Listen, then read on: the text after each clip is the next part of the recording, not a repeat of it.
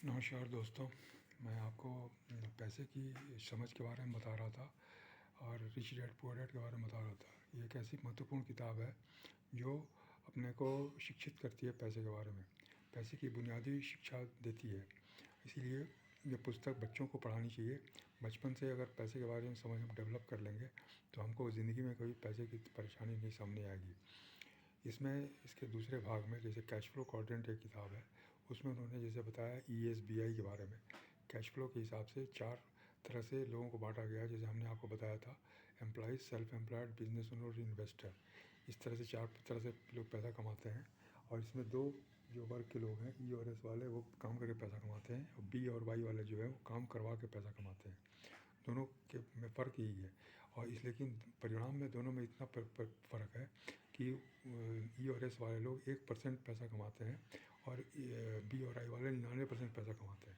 जबकि संख्या के हिसाब से E और S वाले लोग 99% होते हैं समाज में, और B और I वाले लोग 1% होते हैं समाज में। तो ये वैसे ही है जैसे कि किसी क्लास में अगर 50 बच्चे हैं तो 10 बच्चे आउटस्टैंडिंग हैं और बाकी 40 बच्चे मीडियोकर हैं या फेलियर हैं। उसी तरह से समाज में भी ये वर्गीकरण किया गया है। इसका मेन जो आधार है वो सोच है, विचार है कि हम जिस सोच के हैं उसी उसी श्रेणी में हम रहेंगे, उसी वर्ग में हम रहेंगे। अगर हम दूसरे वर्ग में जाना चाहते हैं तो हमें अपनी सोच को बदलना पड़ेगा, अपने विचारों को बदलना पड़ेगा, उसके बाद कार्य करने के तरीके को बदलना पड़ेगा। इसलिए हम उस श्रेणी में जा सकते हैं। जो B और I वाले लोग थे वही पहले E और S में ही रहे हैं, उनके पूर्वज। लेकिन उनके विचार बदले, उन्होंने अपने निर्णय लिया कि हम गरीबी से अमीरी में जाएंगे, और इस तरह से उन्होंने अपनी सोच बदली, सोच कार्य प्रणाली बदली, और वो अमीरी में चले गए। बहुत सारे जोखिम उठाए उन्होंने, बहुत सारे तकलीफ़ें सही, बहुत सारे कष्ट झेले, लेकिन फिर भी अपने लक्ष्य को प्राप्त किया। उसी तरह से हम भी अपने जीवन में अगर हम चाहते हैं कि बेहतरी करें, अगर अच्छा पैसे की समस्या का हल हो जाए या निर्णय हम ले लें अगर, तो उसका समाधान हमारे पास उपलब्ध है। कैश फ्लो क्वाड्रेंट में ये कहा जाता है कि जो E और S वाले लोग हैं वो अधिक से अधिक पैसे को खर्च करते हैं, पैसा कमाते हैं लिमिटेड, लेकिन खर्च करते हैं अनलिमिटेड। उनके खर्चे में कोई सीमा नहीं रहती।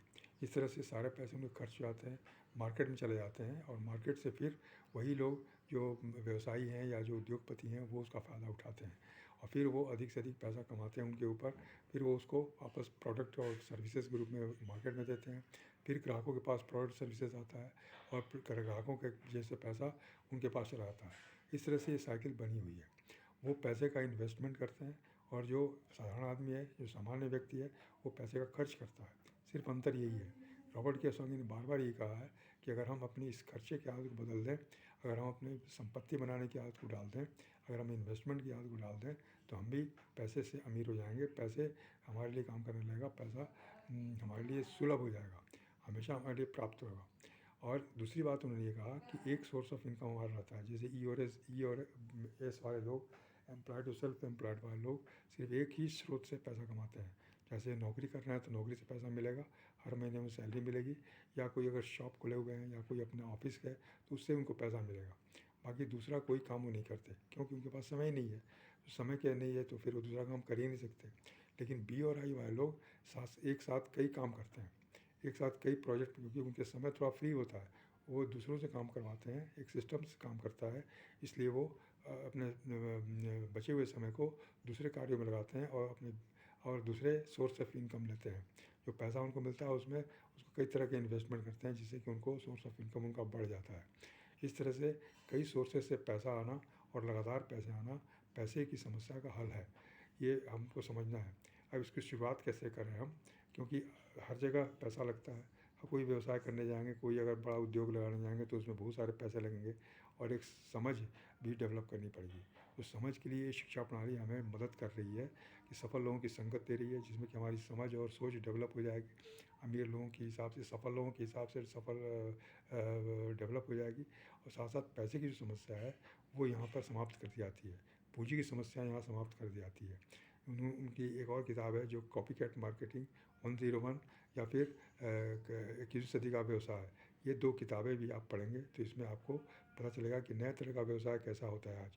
क्योंकि आज हम टेक्नोलॉजी के युग में हैं, आज इंडस्ट्रियल एज से हम निकल चुके हैं। तो टेक्नोलॉजी के कारण बहुत सारे नए नए तरीके आ गए हैं, बहुत सारे नए-नए सिस्टम्स आ गए हैं जिन्हें हम समझेंगे और उसको लागू करेंगे तो हमको फ़ायदा पहुँचेगा और बिना पूँजी लगाए, बिना रिस्क लिए हम अपने इस बिज़नेस को कर सकते हैं। तो मूलभूत जो बात है पैसे की समस्या हल करने के लिए वो ये है कि हमको बिज़नेस करना है और बिज़नेस की परिभाषा ये है कि हम ऐसा काम करें जिसमें कि हमें स्वयं इन्वॉल्व ना होना पड़े, उसमें हमें स्वयं हमेशा शामिल ना होना पड़े। हमने एक सिस्टम बना दिया, हमने एक एसओपी बना दिया, कुछ लोगों को उसमें लगा दिया और उसमें ग्रुप काम कर रहा है, सिस्टम काम कर रहा है और हम फ्री है। इस तरह का काम जो है वो बिज़नेस कहलाता है। बाकी जो भी हम बिज़नेस मार्केट में देखते हैं वो स्वरोजगारी ही है। चूँकि हमें रोज़ सुबह जाना है और शाम को आना है, बिना गए काम नहीं होगा और जब तक हम ताला नहीं खोलेंगे दुकान का तब तक बिक्री नहीं होगी, पैसा नहीं आएगा। तो ये एक नौकरी ही है, ये भी अपनी ही नौकरी है, लेकिन ये रोज़ जाने आने का कार्य है, इसलिए इसको बिज़नेस नहीं कह सकते। बिज़नेस का मतलब ये है कि आप रहें नहीं रहें, लेकिन आपका काम होता रहना चाहिए। तो ऐसा कौन सा बिज़नेस है और बिना पूँजी के ऐसा बिज़नेस कैसे हो सकता है, ये इसका जवाब तो 21वीं सदी का व्यवसाय नामक पुस्तक में आपको मिलेगा। उसमें नेटवर्क मार्केटिंग के बारे में बताया हुआ है कि नेटवर्क मार्केटिंग एक ऐसा सिस्टम है जिसमें कि हम बिना पूँजी लगाए, बिना समय लगाए, पार्ट टाइम में काम करके हम इसको डेवलप कर सकते हैं। पार्ट टाइम का मतलब कि हम जो काम अगर कर रहे हैं, कोई नौकरी में है या कोई अगर शॉप है हमारी या कोई स्वरोजगार में है, तो उसको बंद किए बिना, उसको छोड़े बगैर हम इसको पार्ट टाइम में कर सकते हैं, खाली बचे हुए समय में कर सकते हैं। अगर दिन में हम 1-2 घंटे भी इसमें डालते हैं, माने हफ्ते में 8 से 10 घंटे भी इसमें डालते हैं, तो हमें कुछ समय के बाद इसमें बहुत सारे फ़ायदे मिलेंगे। तो नेटवर्क मार्केटिंग के बारे में अधिक जानकारी आपको 2 किताबों में मिलेगी, एक कॉपीकैट मार्केटिंग 101 और दूसरा आपको मिलेगा 21वीं सदी का व्यवसाय। फिर एक और किताब है पैराबोल ऑफ पाइपलाइन। पैराबोल ऑफ पाइपलाइन भी बहुत मज़ेदार किताब है, उसमें बहुत अच्छे ढंग से उसने बताया है, कहानी के माध्यम से इस सिस्टम को बताया हुआ है।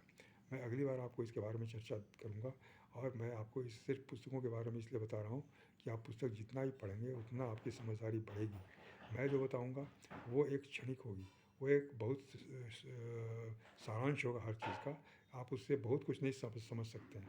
आपको एक हिंट मिल रहा है कि हाँ ये टॉपिक है, ये टॉपिक है, ये महत्वपूर्ण है, ये महत्वपूर्ण है, लेकिन इस पूरी जानकारी, विस्तृत जानकारी आपको पुस्तकों से मिलेगी, मीडिया शेयर से मिलेगी और सेमिनार से, वेबिनार से मिलेगी, जो हर संडे को ज़ूम ऐप पर होता है।